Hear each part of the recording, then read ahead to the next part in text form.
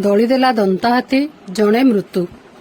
ଦଳିଦେଲା ଦନ୍ତାହାତୀ, ଘଟଣାସ୍ଥଳରେ ଜଣଙ୍କର ମୃତ୍ୟୁ। ଏଭଳି ଅଭାବନୀୟ ଘଟଣା ଘଟିଛି ବୌଦ୍ଧ ବନଖଣ୍ଡ ଅଧୀନସ୍ଥ ମାଧପୁର ରେଞ୍ଜ ଅନ୍ତର୍ଗତ ପୋଡ଼ହଳ ସଂରକ୍ଷିତ ଜଙ୍ଗଲରେ। ମୃତକ ଜଣକ ବାରିଙ୍ଗ ଗୁରାପଡ଼ା ସାହିର 50 ବର୍ଷୀୟ କାଶୀନାଥ ପ୍ରଧାନ ବୋଲି ଜଣାପଡ଼ିଛି। ସୂଚନା ଅନୁସାରେ କାଶୀନାଥ ନିକଟସ୍ଥ ସାଲୁ ଗାଁକୁ ଏକ ସମ୍ପର୍କୀୟ ଘରକୁ କୁଣିଆ ଯାଇ ଫେରୁଥିବା ସମୟରେ ଦନ୍ତା ହାବୁଡ଼ରେ ପଡ଼ିଯାଇଥିଲେ।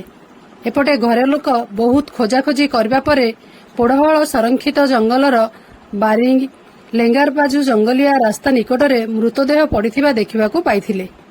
ପାଖରେ ହାତୀପଲ ଥିବାରୁ ସ୍ଥାନୀୟ ରେଞ୍ଜ ଅଧିକାରୀଙ୍କୁ ଖବର ଦେଇଥିଲେ।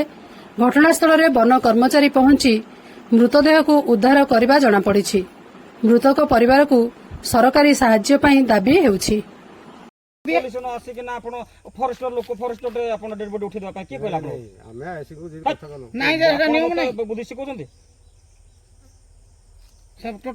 ଗରିବ ପରିବାରଟା ହାତେ ମାଡ଼ି ଦେଲାଣି 3 ଦିନ ବୋଲେ ଆପଣ ଡେରା ପକେଇ ତା ଭିତରେ କଣ ନ କରିବେ ଆମେ କେମିତି ସିଓର ହେଇଯିବୁ? କଣ କରିବା ଯଦି ଆପଣ କହିବେ ନାଇଁ ସେ ମଦ ପିକି ପଡିଥିଲା ଜଣ ଫାୟରିଂ ହେଲା ଏବେ ସେ କହିଲା ଯେ ନା ହାଡ ଚୁକ ହେଇକି ମରି ଗଲା।